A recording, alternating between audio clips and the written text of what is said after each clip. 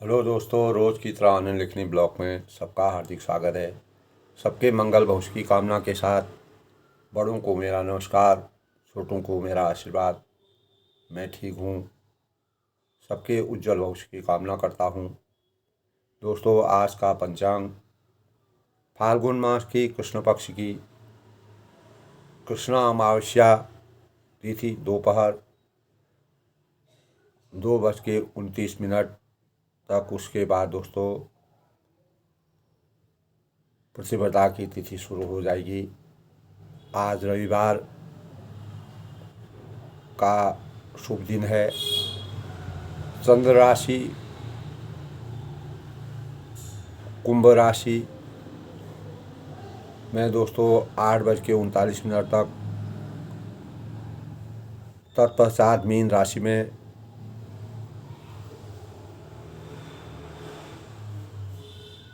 चंद्रमा प्रवेश करेंगे और चंद्र नक्षत्र का योग रहेगा पूर्व भाद्रा नक्षत्र और अभिजीत मुहूर्त दोस्तों 12:08 से 12:55 तक और गोधूल काल मुहूर्त दोस्तों 6:24 से 6:49 तक। विजय मुहूर्त 2:30 से 3:17 तक और अमृतकाल आज दोस्तों 6:55 से 8:19 तक और राहु काल 4:58 से 6:19 तक और पश्चिम दिशा शूल सूर्योदय 6:49 से सूर्यास्त 6:42 तक। आज का सूक्ष्म पंचांग का योग रहेगा दोस्तों। आज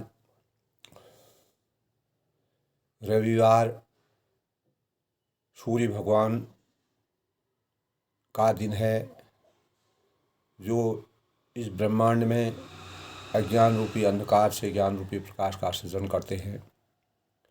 रविवार के दिन भगवान सूर्यदेव की पूजा उपासना करने का विधान है। इस दिन दोस्तों काफ़ी लोग जो है रविवार का उपवास करते हैं। रविवार का उपवास खास तौर से राजयोग की वृद्धि का मानक माना जाता है। रवि जो हैं, सूर्य जो हैं, सभी ग्रहों के राजा माने जाते हैं और रविवार का व्रत रखने से समस्त शारीरिक मानसिक कष्टों की का निवारण होता है, कष्टों से मुक्ति मिलती है। दोस्तों, रविवार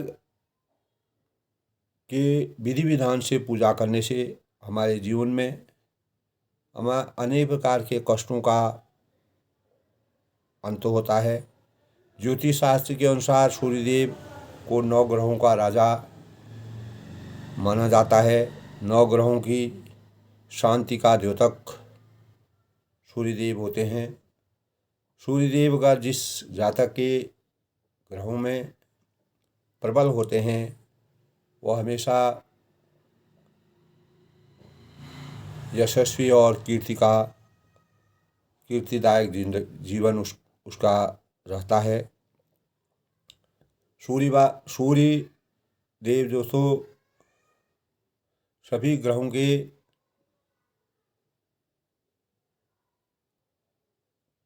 को प्रकाशित करने का कार्य करते हैं और सूर्य की विधि विधान के साथ सूर्यदेव लाल वस्त्र, लाल रंग, सूर्य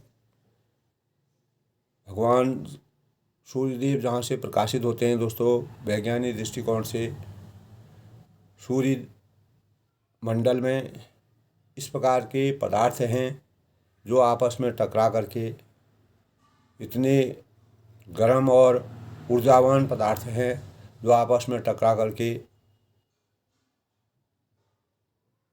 एक प्रकार की ज्योति और ज्योति का संचार करते हैं। वही ज्योति पूरे ब्रह्मांड में छा जाती है।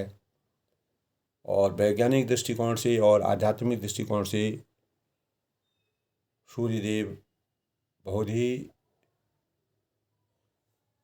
ज्ञान के भंडार कहे जाते हैं। दोस्तों, इस दिन लाल वस्त्र, लाल फूल, लाल रोली से सूर्यदेव की उपासना करना और तांबे के बर्तन से सूर्यदेव को अर्घ्य चढ़ाना शुभ कार्य माना जाता है। अनेक प्रकार के असाध्य रोगों से हमें छुटकारा मिलता है। सूर्य से हमें रोग प्रतिरोधक क्षमता से संचित किरणों प्राप्त होते हैं, जिनको FIR रेस कहते हैं। तो उससे हमारे शरीर में अनेक प्रकार के विटामिन की पूर्ति होती है और मानव जीवन अनेक प्रकार के बीमारियों से राहत पाता है। दोस्तों, सूर्यदेव यश, कीर्ति और राज्यों की संपन्नता के द्योतक माने जाते हैं और सफलता, सूर्यदेव की उपासना हमारी सफलता का सबसे बड़ा स्रोत है। और दोस्तों, सूर्य देव का मंत्र खास तौर से आदित्य हृदय सूत्र मंत्र का पाठ करना, सूर्यदेव की उपासना करना और नित्य सूर्यदेव में जल चढ़ाना और ओम सूर्याय नमः, घन सूर्याय नमः, ओम ह्रीं ह्रीं सूर्याय सहस्र किरणाय मनोवांछित फलम देहि देहि स्वाहा का मंत्र जाप हमको करना चाहिए। ओम यही सूर्य सहस्त्रांत तेजोरानुमांग भक्त्या ग्रहण गंग प्रयातवन न सूर्याय नमः, दिनाधिपते नमः, आदित्याय नमः, जगतपतिये नमः और अनुकंपा युग भक्त्यांग ग्रहणागंग दिया करो।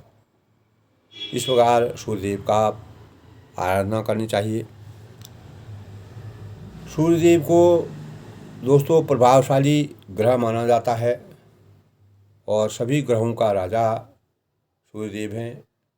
सच्चे मन से, अंतःकरण से हम अगर सूर्यदेव की उपासना करते हैं, निश्चित ही हमारे जीवन में राजयोग का संचार होता है, हम यश प्राप्त करते हैं। दोस्तों, मर्यादा पुरुषोत्तम भगवान रामचंद्र जी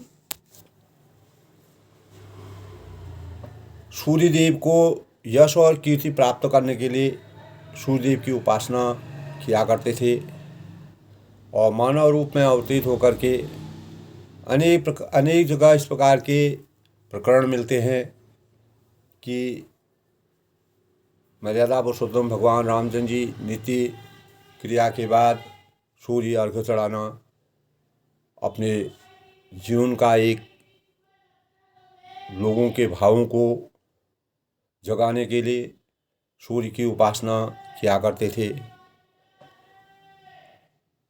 वैसे भी दोस्तों, रघुकुल रीत सदा चले आई, प्राण जाए पर वचन जाई। रघुकुल की मर्यादा सूर्यवंशी,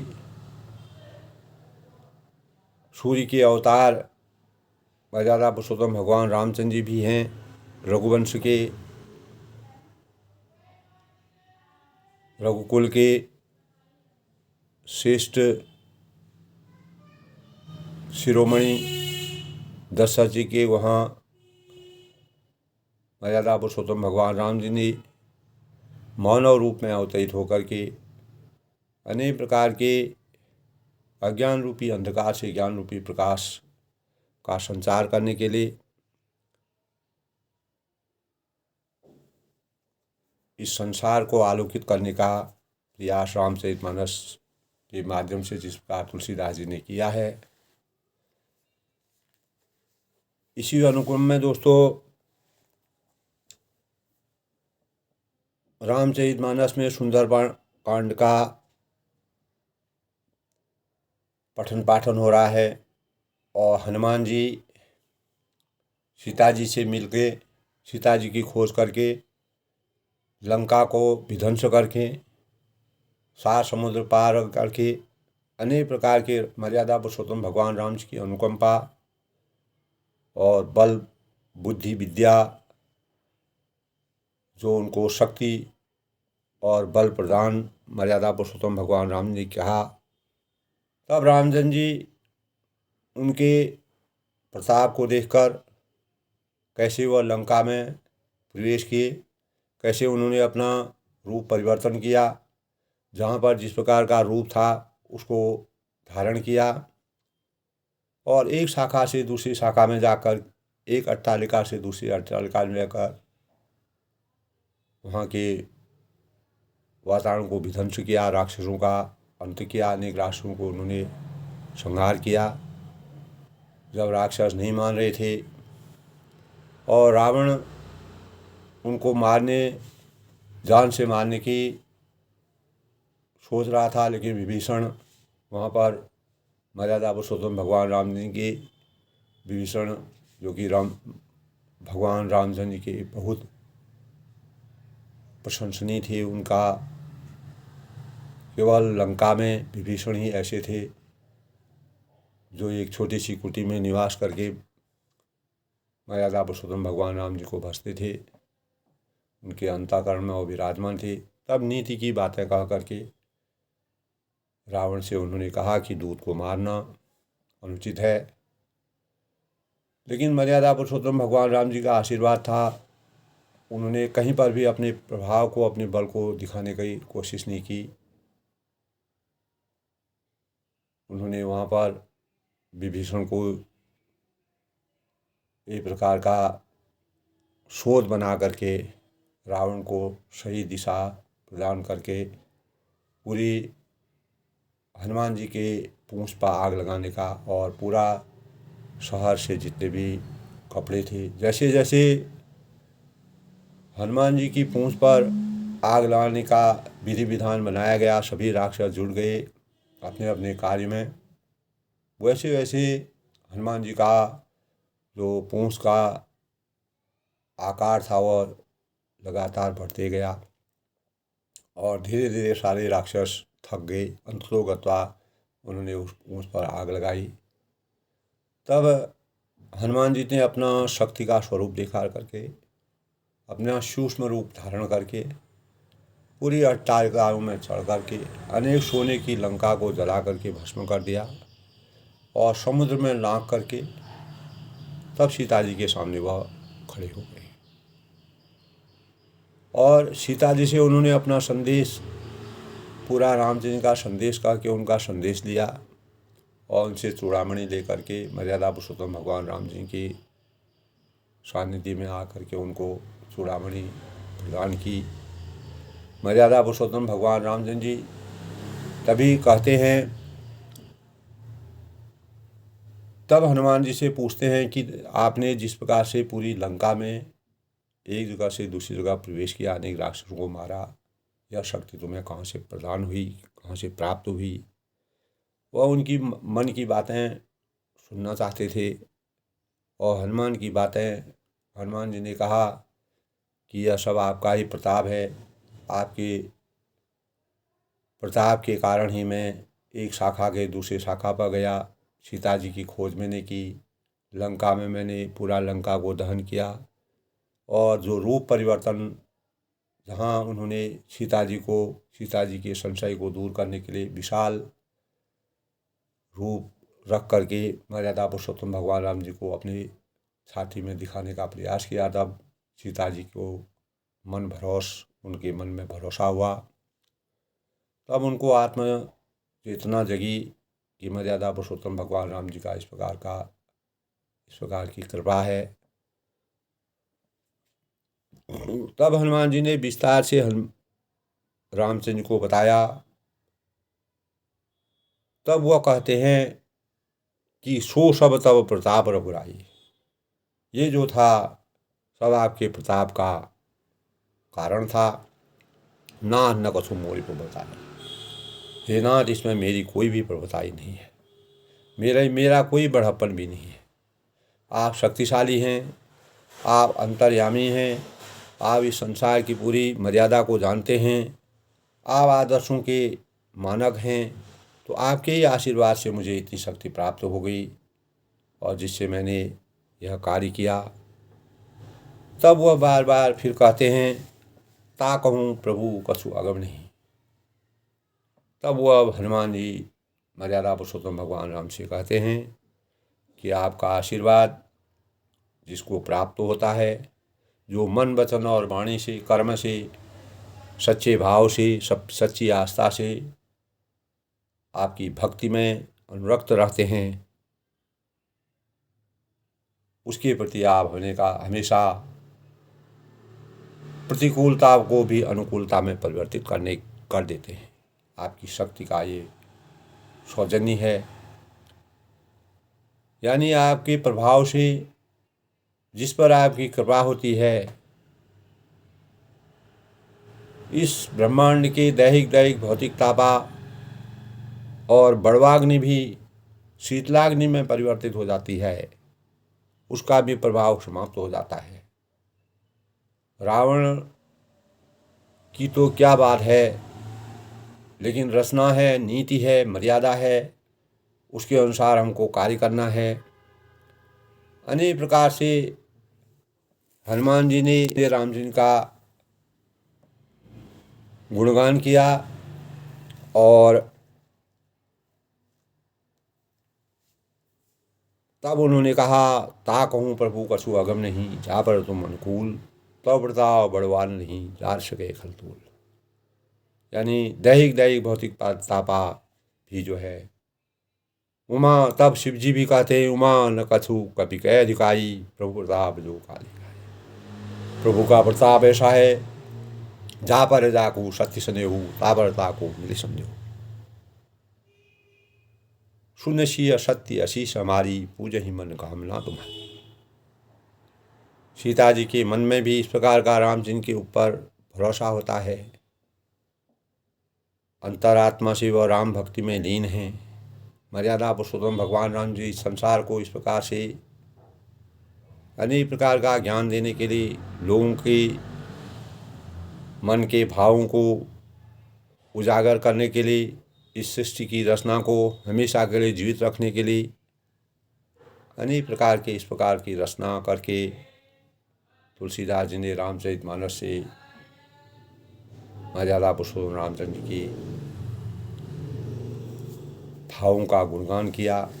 दोस्तों, यही मर्यादा पुरुषोत्तम भगवान रामचंद्र जी जिस प्रकार से हनुमान जी अपनी बातों को कहते हैं, संकल्प बल हनुमान जी के अंतःकरण में है। और दोस्तों, इस जीवन में भगवान के प्रति अगर हमारा संकल्प होता है, यानी दृढ़तापूर्वक हनुमान जी ने जो संकल्प बल का प्रयोग किया, यानी हम दृढ़ता के साथ अगर कोई कार्य करते हैं, वही संकल्प बल कहलाता है। यही शक्ति हनुमान जी को मर्यादा पुरुषोत्तम भगवान ने विद्यमान की थी। संकल्प जनित दृढ़ता ही संकल्प का वह बल प्रदान करती है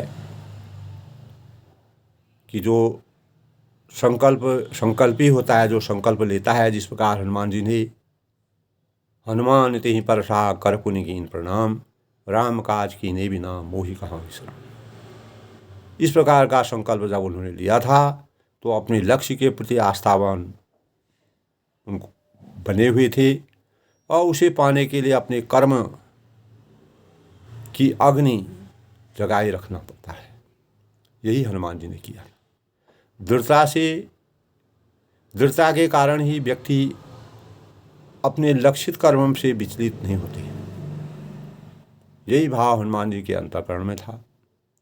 वे निरंतर कर्म में लीन होकर रहते हुए अपना उद्देश्य समय से पूरा करते हैं और अपना उद्देश्य समय से पूरा करके अपने अभीष्ट कार्य और अपने ढंग से अपने जीवन को यापन करने की प्रेरणा प्राप्त करते हैं। दोस्तों, इस संसार में हनुमान जी के समान हर कोई अपने अभीष्ट कार्य अपने ढंग से करने के लिए आतुर रहता है। किसी को पूर्ण सफलता मिलती है, किसी को आंशिक और किसी के हाथ असफलता भी लगती है। आंशिक सफलता या असफलता के कारण बहुत से लोग ऐसे होते हैं जो कार्य छोड़कर बैठ जाते हैं और कुछ कार्य को अपना लक्ष्य समझते हैं और कुछ उसकी ओर उन्मुख हो जाते हैं। दोस्तों, हनुमान जी के जीवन में अनेक प्रकार के इस प्रकार के प्रकरण आए जब राक्षसों से उनको संघर्ष करना पड़ा, तो एक के बाद एक कार्य बदलते रहने के कारण उनकी स्थिति अस्थिर और सोचनी हो जाती थी। लेकिन उसके बावजूद भी उन्हें अपने लक्ष्य का परित्याग नहीं किया और किसी प्रकार के अकर्मण्यता के भावों को अपने अंतःकरण में सृजित नहीं होने दिया, क्योंकि मर्यादा पुरुषोत्तम भगवान राम जी का आशीर्वाद उन पर था। दोस्तों, संकल्प वह विकल्प है जो व्यक्ति को हताशा से गर्भ में धकेलने के बजाय उसे गर्भ से निकालने का, यानी जो गर्त होता है, पाताल होता है, गर्त होता है, गर्त में धकेलने के बजाय गर्त से निकालने की सारी शक्ति मर्यादा पुरुषोत्तम भगवान राम जी हनुमान जी को प्राप्त की थी। जब वह अनेक प्रकार के मायावी शक्तियों से संघर्ष कर रहे थे, एक दूत के रूप में इतने बड़े लंका में जाकर के पूरी लंका का दहन करना, वह उनकी संकल्प शक्ति का सबसे बड़ा प्रतीक था।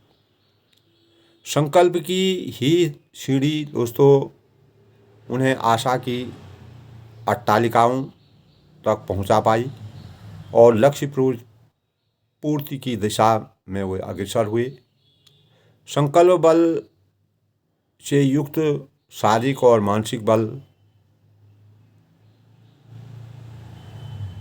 सद्गुणित होकर प्रभावशाली हो जाते हैं। दोस्तों, जो व्यक्ति संकल्पित हो जाता है वह अपने मन के ध्येय से कभी नहीं दिखता है, कभी नहीं पीछे हटता है। वही भाव हनुमान जी के अंतःकरण में राम काज करने के लिए थी। यानी हनुमान जी को अपने लक्ष्य के प्रति तन मन और कर्म से निष्ठावान बनाए रखने की अभिलाषा थी। तभी कहते हैं दोस्तों, शिव संकल्प को लोक संकल्प में ढालते हुए इतिहास एवं अतीत के प्रश्नों में देखा जा सकता है। दोस्तों, महाभारत काल में भी अभिमन्यु वध के बाद जयद्रथ को मारने का अर्जुन का जो संकल्प था वह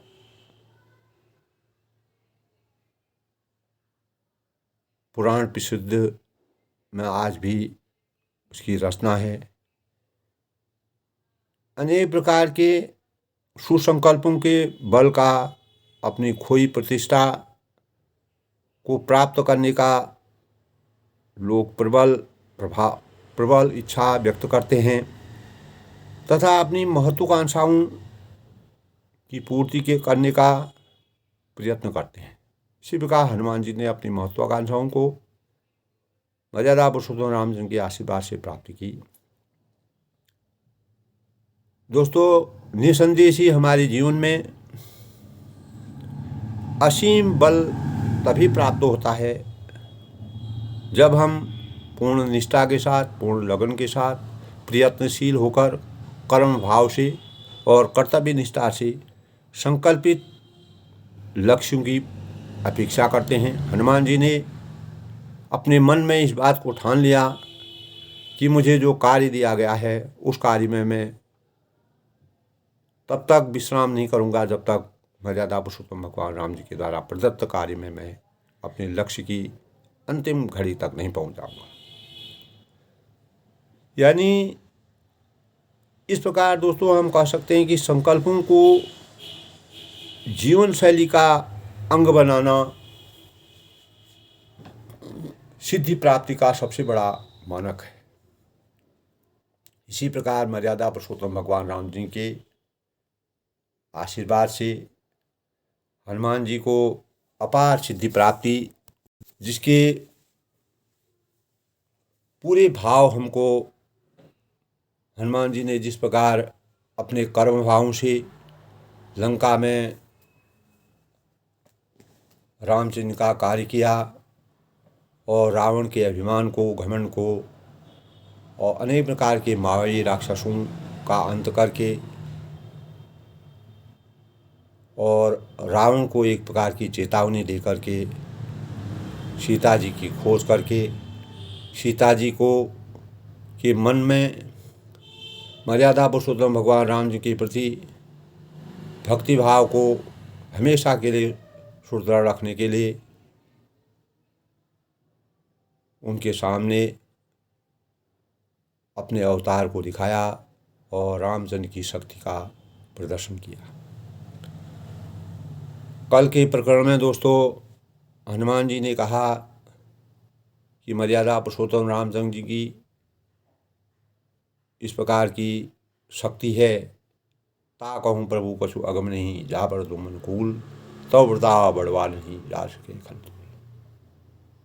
यानी बड़वा नल को निश्चय ही जला सकती है रामचंद्र की शक्ति, अर्थात असंभव को भी संभव में प्रदर्शन कर सकती है जब हम अंतःकरण से, मन, कर्म और वचन से भगवान की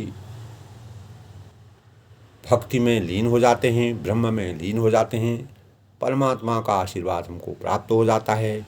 वही भाव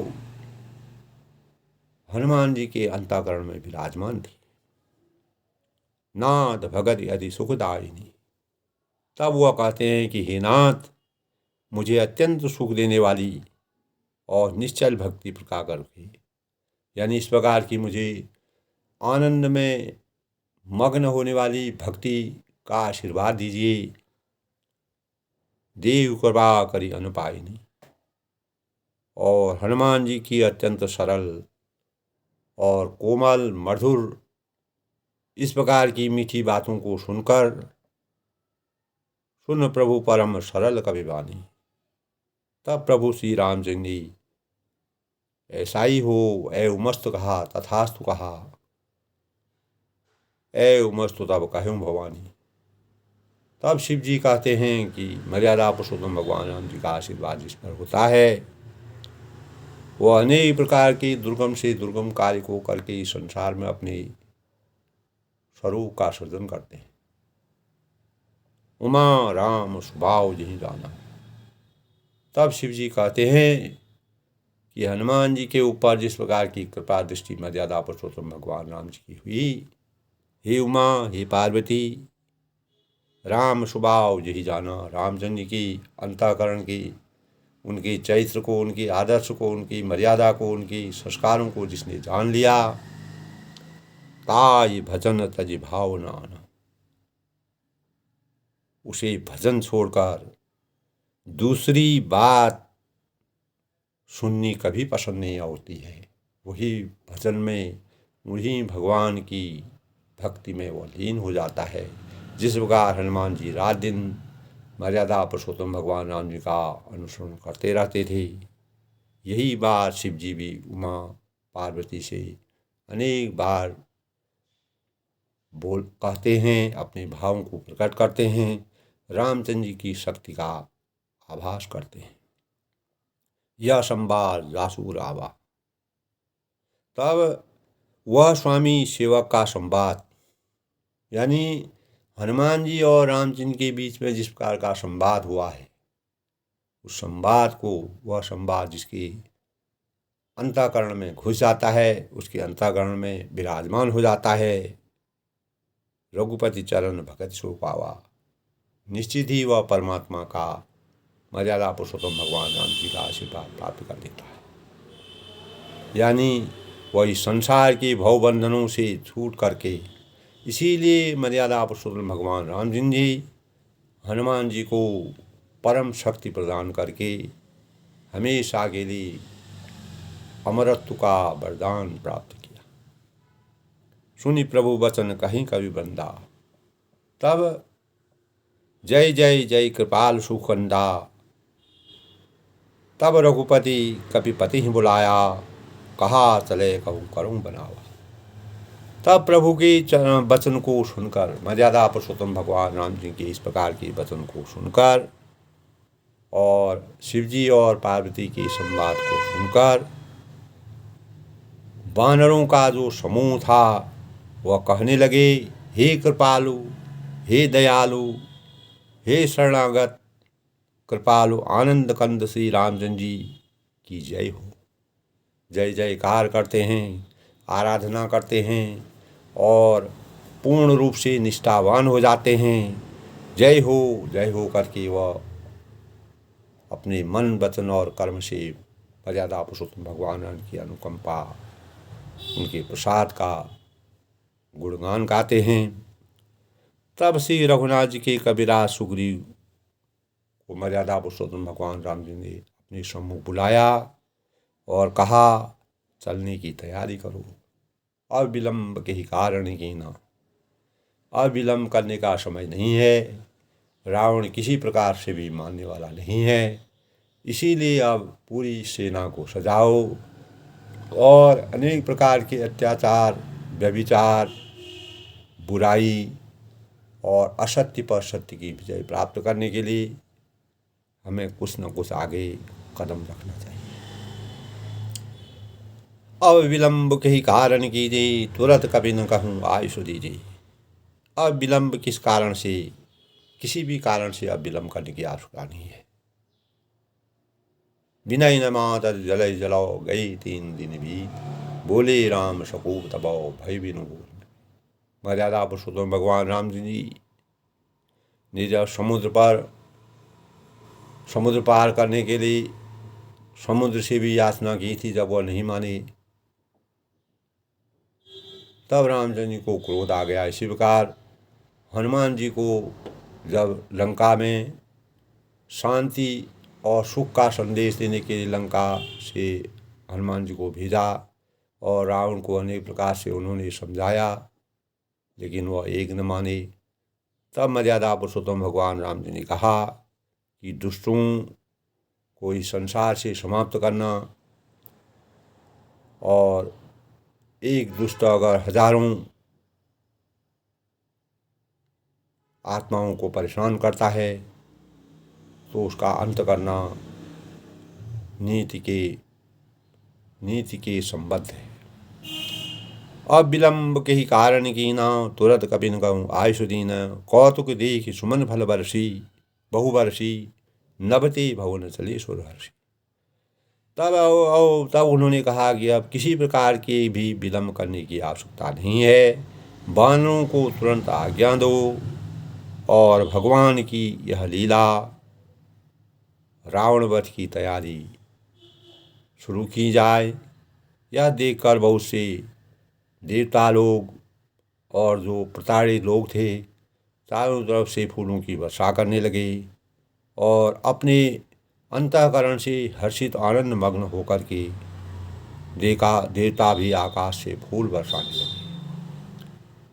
कपिपति बेग बुलाई, आई जूथन जूत, नाना बरन अतुल बलाओ, बानर भाल बरूद। तब वानरराज सुग्रीव जो थे, सुग्रीवों के राजा, जो वानरों के राजा सुग्रीव थे, कपिपति बेग बुलाए, उन्होंने वानरों को बहुत ही त्वरित गति से बुलाया, आए जूथम जूथ। तब सेनापतियों के बने बड़े बड़े समूह से जो समूह था उनका, एक के बाद एक समूह वहाँ पर उपस्थित हो गया। नाना वरन अतुल बलौ, और बानर भालुओं के जो झुंड थे वो अनेक रंगों के थे, अनेक आकार के थे, अनेक प्रकार के थे, और उनमें अतुलनीय बल था। साधारण राक्षसों को वह मार डालते थे, इतनी शक्ति उनके अंतर्गत थी। मर्यादा पुरुषोत्तम भगवान राम जी का आशीर्वाद था सबके ऊपर। प्रभु पद पंकज नावहि सीसा। तब प्रभु के चरण कमलों में सिर नवाते हुए मर्यादा पुरुषोत्तम रामचंद्र जी के आशीर्वाद, उनकी आज्ञा प्राप्त करके गरजई भालु महाबल की।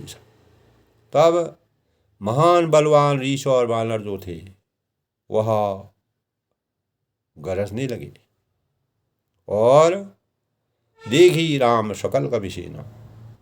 तब मर्यादा पुरुषोत्तम भगवान राम ने बानरों की सेना को देख करके चितई कृपा करी राजीव नैना, कमल नेत्रों की कृपा पूर्वक उनकी ओर दृष्टि डाली, और सबको अपने दृष्टि भाव से उनके अंतःकरण में बल और शक्ति का संचार किया। राम कृपा बल पाई कपिंदा। तब राम कृपा का बल पाकर मर्यादा पुरुषोत्तम भगवान राम जी की बल से संचित होकर श्रेष्ठ बानर भय पक्ष जुत मनो गिरिंदा, और बानर भी जो है वह पंख वाले पर्वत हो गए, जिस पर रामचंद्र जी का आशीर्वाद होता है वह अनेक प्रकार से शक्तिशाली हो जाता है। जिस प्रकार हनुमान जी को अपार शक्ति प्रदान हुई। हरे श्री राम तब कीन पयाना। तब सभी बानरों ने श्री राम जी को हर्षित होकर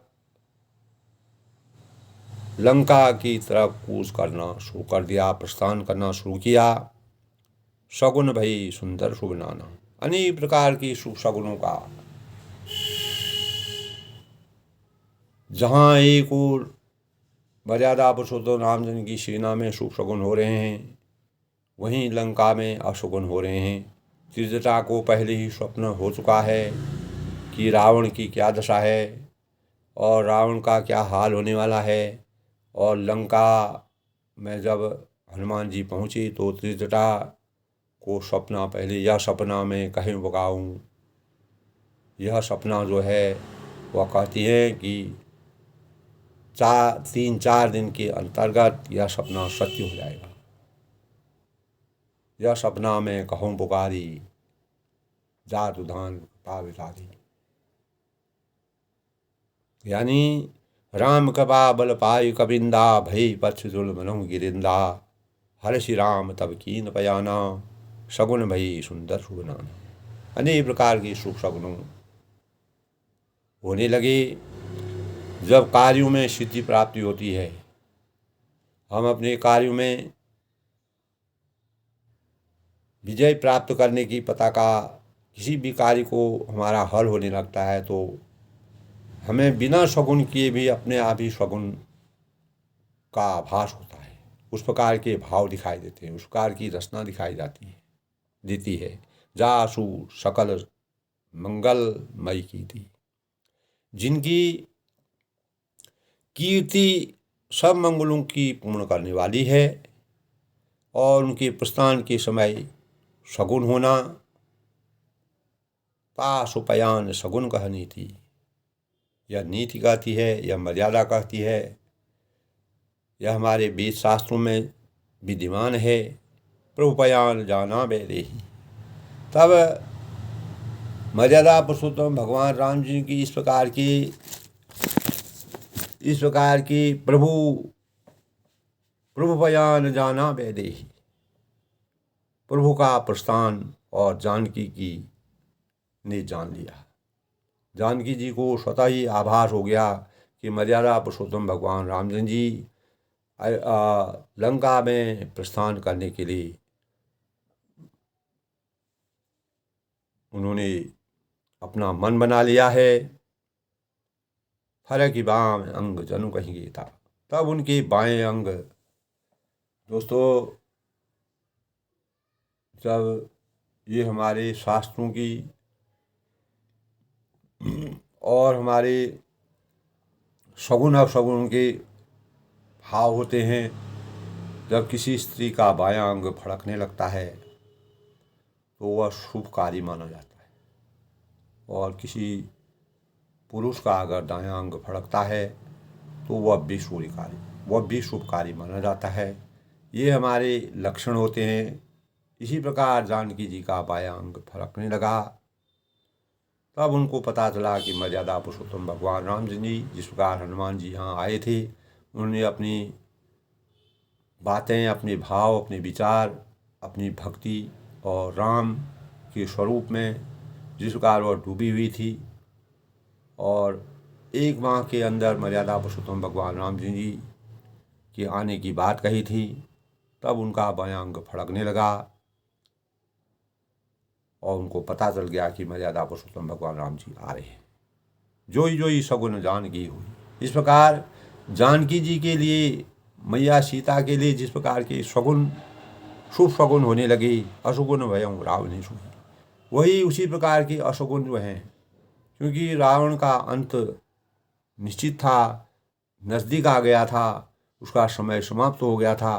तब उसके लिए अनेक प्रकार के अशुगुन होने लगे। चला कटक सो बरने पारा, और सेना अपना उसका वर्णन कौन, तुलसीदास जी भी कहते हैं कि उस समय के वृतांत का वर्णन करना बड़ा कठिन है। गर्जहि बानर भाल अपारा, असंख्य योद्धा जो बानर हैं वह चारों तरफ से गर्जना कर रहे हैं, के भाव प्रदर्शित कर रहे हैं। नख आयुध गिरिपाद बधारी, चले गगन मही इच्छाचारी। तब नख ही उनके शस्त्र हैं, नाखून ही उनके ऐसे शस्त्र हैं जो नाखून भी शस्त्र का काम कर रहे हैं, यानी उनके नाखून ही शस्त्र का काम कर रहे हैं। और चले गगन मही इच्छाचारी, सर्वत्र बेरोक टोक चलने वाले रीछ बानर, और पर्वतों और वृक्षों को धारण किए, अनेक प्रकार के इस प्रकार से शस्त्र बनाए।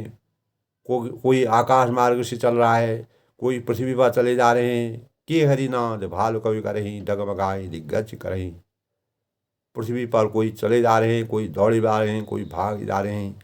राक्षसों का अंत करने के लिए वे सिंह के समान गर्जना कर रहे हैं, और उनके चलने और गरजने से दिशाओं के हाथी भी विचलित होकर चिंघाड़ रहे हैं। तब करहीं दिग्गज डोल मही गिरी लोल। अब उस समय का वर्णन क्या हो रहा है दोस्तों, किस प्रकार का वातावरण परिवेश हो रहा है। चिक्करहीं दिग्गज डोल मही गिरी लोल, सागर खर भरी मन हरस, सब गंधर्व सुर मुनि नाग किन्नर दुखतरी, कटकटहि मरकट विकट भट, बहु कोटि कोटि न धावहीं, जय राम प्रबल प्रताप कौशल नाथ गुण गन गावहीं। तब उस समय क्या हो रहा है, दिशाओं के हाथी चिंगाड़ने लगे, पृथ्वी डोलने लगी, पर्वत चंचल हो गए, कांपने लगे, पूरे प्रकृति की छटा भी परिवर्तित हो गई है। समुद्र खलबला उठे हैं, गंधर्व देवता मुनि नाग किन्नर सबके मन में अपार हर्ष की अनुभूति हो रही है, और सारे दुखों का अंत हो रहा है। अनेकों करोड़ों भयानक बानर योद्धा कटकटा रहे हैं, और करोड़ों ही दौड़ रहे हैं, और प्रबल प्रताप कौशल राज भगवान सच्चिदानंद मर्यादा पुरुषोत्तम भगवान राम जी की जय हो के चारों तरफ शब्दकोश हो रहे हैं। ऐसा पुकारते हुए उनके गुण समूह को एक झुंड के समान आगे बढ़ते जा रहे हैं। सही सक न भार उदार ही पति बार बार मोहई, गह दसन पुनि मुनि कपट पृष्ठ कठोर सो किमि सोहहीं, रघुबीर रुचिर बयान प्रस्तिनि जान परम सुहावनी, जनु कमठ खर पर सर्प राज सो लिखत अभिचल पावही। अब मर्यादा पुरुषोत्तम भगवान राम की सेना जैसी जैसी आगे जा रही है, उदात परम श्रेष्ठ महान सर्वराज शेष जी भी सेना का बोझ नहीं सह पा रहे हैं, और बार बार मोहित हो जाते हैं और घबरा जाते हैं, और पुनः पुनः इस प्रकार के कच्छप की कठोर पीठ की दांतों को पकड़ने लगे हैं। ऐसा करते हैं, अर्थात बार बार दांतों को यानी गड़गड़ा करके कच्छप भी की पीठ पर लकीर सी खींचते हुए और कैसी शोभा दे रहे हैं कि मानो श्री राम जी की सुंदर सुंदर प्रस्थान यात्रा को परम सुहावनी जानकर उनकी जो अचल प्रवृत्ति है कथा को सर्वराज शेष जी कच्छप भी पीठ पर लिख रहे हूँ। इस प्रकार का आभास पूरे आभा मंडल में हो रहा है, पूरी प्रकृति में इस प्रकार का वातावरण हो रहा है। मर्यादा पुरुषोत्तम भगवान रामचंद्र जी पूरे वानरों को इस प्रकार का भाव, इस प्रकार की शक्ति से संचार कर दिया है। यही विधि जाय कृपा निधि उतरी सागर थी। इस प्रकार कृपा निधान मर्यादा पुरुषोत्तम भगवान रामचंद्र जी समुद्र तट पर जा उतरे। समुद्र के किनारे पर पूरी सेना के साथ लंका पर युद्ध करने के लिए लंका पर चढ़ाई करने के लिए उतरे सागर थी। जहाँ तहाँ लागे खान भलो भाल विबुल कवि। तब अनेकों रीछ बानर और वीर जो योद्धा थे जहाँ तहाँ फल खाने लगे, अपने अंतर्भाव से अपने मन और वचन और कर्म से मर्यादा पुरुषोत्तम भगवान राम जी के कार्य में लग गए और अपने लक्ष्य की प्राप्ति के लिए सभी ने अपनी मन वचन और कर्म भावों से शक्ति का संचार करके हुई मर्यादा पुरुषोत्तम रामचंद्र का आशीर्वाद प्राप्त करके सब लोग गंगा के किनारे पर कृपा निधान समुद्र तट पर जा उतरे। इस प्रकार दोस्तों आज के प्रसंग में मर्यादा पुरुषोत्तम भगवान रामचंद्र जी ने ताको प्रभु कछु अगम नहीं, या पर तुम अनुकूल तव प्रताप बड़वा नहीं, यार सके राम नाम मुझ मंगलकारी विघ्न हरो स पातकहारी। मर्यादा पुरुषोत्तम भगवान राम जी का अगर आशीर्वाद होता है, सीता जी को सीता मन भरोसा, सीता जी के मन में अपार भरोसा होता है। उनकी बाईं आँख फड़कने लगी, उनको एहसास होने लगा है कि मर्यादा पुरुषोत्तम भगवान राम जी लंका की तरफ प्रवेश कर चुके हैं। मन वचन और कर्म से उन्होंने रावण को अनेक प्रकार से समझा बुझा करके जब रावण नहीं माना, हनुमान जी की किसी बात से उसको टस से मस नहीं हुआ, अंततो गत्वा रावण का अंत करने के लिए मर्यादा पुरुषोत्तम भगवान रामचंद्र जी पूरी वानर सेना के साथ अपने बल बुद्धि और विवेक और दया के भावों से सब वानरों को संजित करके और युद्ध करने का निर्णय लिया और अनाचार अत्याचार बुराई असत्य पर सत्य की विजय, अच्छाई और बुराई पर अच्छाई की विजय और अहिंसा पर हिंसा की विजय, प्रेम के भावों से को संचार करने के लिए और सीता माता की इस प्रकार की हृदय की वेदना को देखते हुए रावण के घमंड को, रावण के अत्याचार को, रावण की प्रताड़ना को अपने मन में रख करके नीति संगत और मर्यादा के अनुकूल रावण के अंत करने के लिए और समुद्र के किनारे पर सेना को इकट्ठा करके मन वचन और कर्म से सभी के मनोबल को ऊंचा करते हुए असत्य पर सत्य की विजय का प्रमाण रखते हुए और यह संकल्प लिया कि अब जो है रावण का अंत करके ही सांस लेंगे। इस प्रकार दोस्तों हमें अपने जीवन में किसी भी कार्य को करने के लिए मर्यादा पुरुषोत्तम भगवान रामचंद्र जी नीति के अनुसार कार्य करके जब तक रावण पर विजय प्राप्त नहीं करेंगे तब तक उन्होंने सीता जी को वहाँ से नहीं उठाया और इस संसार की रचना को मर्यादित तरीके से जीवन यापन करने के भाव संचित की। सबके मंगल भविष्य की कामना के साथ सब लोग खुश रहें, प्रसन्न रहें। इसी प्रकार मर्यादा पुरुषोत्तम भगवान राम जी का आशीर्वाद होता है। ताको प्रभु को अगम नहीं। जा पर तुम अनुकूल। मर्यादा पुरुषोत्तम भगवान राम जी का जिस पर अनुकूल होते हैं, जिन पर उनकी कृपा होती है, उसके लिए कोई भी कार्य असंभव नहीं है। तो बर्ताव बड़वा नहीं जा सके खल। उनके प्रभाव से, उनके आशीर्वाद से अनेक प्रकार के दैहिक भौतिक तापों से हम अपने जीवन को उजागर करते हुए ऐसी पीड़ाओं से भी अंत करके अज्ञान रूपी अंधकार से ज्ञान रूपी प्रकाश की तरफ बढ़ते हैं और हमारा जीवन धन्य हो जाता है। यही भाव आज के प्रसंग में मर्यादा पुरुषोत्तम रामचंद्र की आदर्शों से तुलसीदास जी ने सबके मनोभावों